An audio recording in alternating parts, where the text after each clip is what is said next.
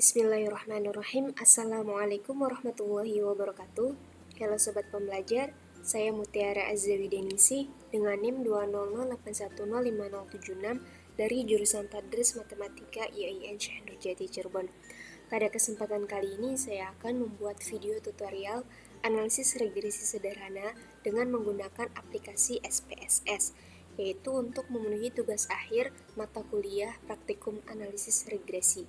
Mari disimak videonya. Di sini saya sudah menyiapkan data responden untuk dianalisis, yaitu ada variabel X dan variabel Y, di mana variabel X-nya yaitu motivasi belajar, sedangkan variabel Y-nya hasil belajar. Kemudian kita ke aplikasi SPSS-nya. Nah, di sini kita klik variabel view, kita masukkan nama variabel X dan variabel Y-nya. Nah, desimalnya kita nolkan.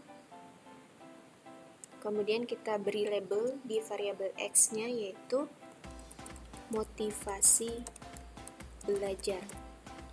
Sedangkan label variabel Y-nya hasil belajar.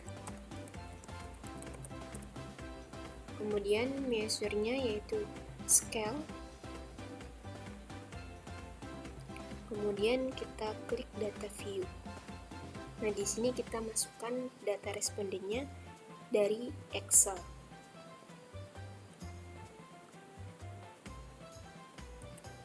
Kita copy, lalu kita pastekan di sini.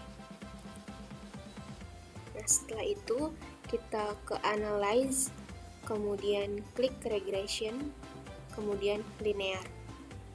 Nah, di sini kita masukkan variabel X motivasi belajar pada independen, sedangkan variabel Y hasil belajar ke kolom dependen. Kemudian kita klik OK. Nah, ini merupakan hasil output dari SPSS-nya. Ada variabel integrate atau remove, kemudian ada output model summary, kemudian ada output ANOVA dan output koefisien. Nah, di sini juga saya sudah menginterpretasikan hasil SPSS tadi.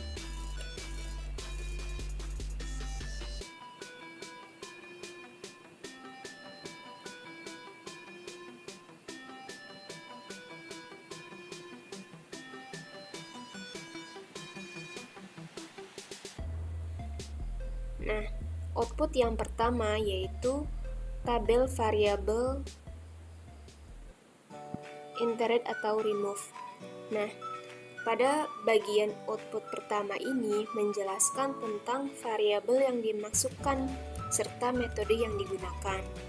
Nah, dalam hal ini variabel yang dimasukkan adalah variabel motivasi belajar sebagai variabel independen atau variabel X-nya, dan variabel hasil belajar sebagai variabel dependen atau variabel Y, serta metode yang digunakan adalah metode enter. Kemudian output yang kedua yaitu tabel model summary. Tabel model summary ini menjelaskan tentang besarnya nilai korelasi atau hubungan atau R dilambangkan dengan R, yaitu sebesar 0,782. Nah, dari output tersebut diperoleh koefisien determinasi R square-nya 0,611 yang mengandung pengertian bahwa pengaruh variabel bebas atau motivasi belajar terhadap variabel terikat atau hasil belajar adalah sebesar 61,1%. Kemudian output yang ketiga yaitu tabel ANOVA.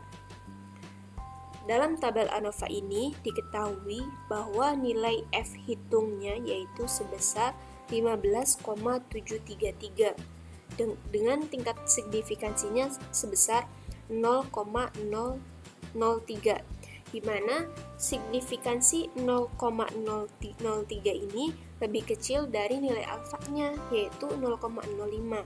Maka model regresi ini dapat dipakai untuk memprediksi variabel hasil belajar, atau dengan kata lain ada pengaruh variabel motivasi belajar atau variabel X terhadap variabel hasil belajar atau variabel Y.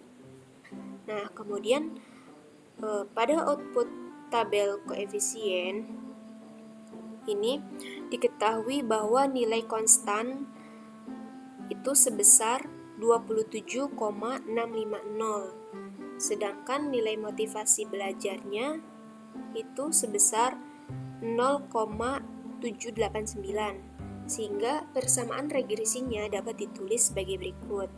Persamaan regresinya yaitu Y sama dengan A ditambah BX, di mana nilai A itu koefisien atau konstanta, ya. Konstantanya itu sebesar 27,650, dan nilai BX-nya yaitu motivasi belajarnya yaitu 0,789x. Nah, dari persamaan regresi ini dapat diterjemahkan sebagai berikut. Konstanta sebesar 27,650 ini mengandung arti bahwa nilai konsisten variabel hasil belajar adalah sebesar 27,650. Kemudian, koefisien regresi X sebesar 0,789 menyatakan bahwa setiap penambahan 1% nilai motivasi belajar, maka nilai hasil belajar bertambah sebesar 0,789. Koefisien regresi tersebut bernilai positif, sehingga dapat dikatakan bahwa arah pengaruh variabel X terhadap Y adalah positif. Kemudian, ada pengambilan keputusan dalam uji regresi sederhana. Berdasarkan nilai signifikansi, dari tabel koefisien ini diperoleh nilai signifikansi sebesar 0,003, di mana nilai signifikansi ini lebih kecil dari alfanya 0,05, sehingga dapat disimpulkan bahwa variabel motivasi belajar atau X itu berpengaruh terhadap variabel hasil belajar atau variabel Y. Kemudian berdasarkan nilai T, diketahui nilai T hitungnya itu sebesar 3,967. Dari sini itu lebih besar daripada nilai T tabelnya sebesar 2,228, sehingga dapat disimpulkan bahwa variabel motivasi belajar X atau variabel X ini berpengaruh terhadap variabel hasil belajar atau variabel Y. Nah, dari mana nilai T tabel ini? Nilai T tabel ini dapat dihitung melalui rumus nilai alfa dibagi 2, kemudian N dikurangi K dikurangi 1, dengan N-nya itu jumlah responden, kemudian K-nya itu jumlah variabel independennya. Kemudian nilai alfa-nya yaitu 0,05 dibagi 2, N-nya sebesar 12, K-nya 1 dikurangi 1.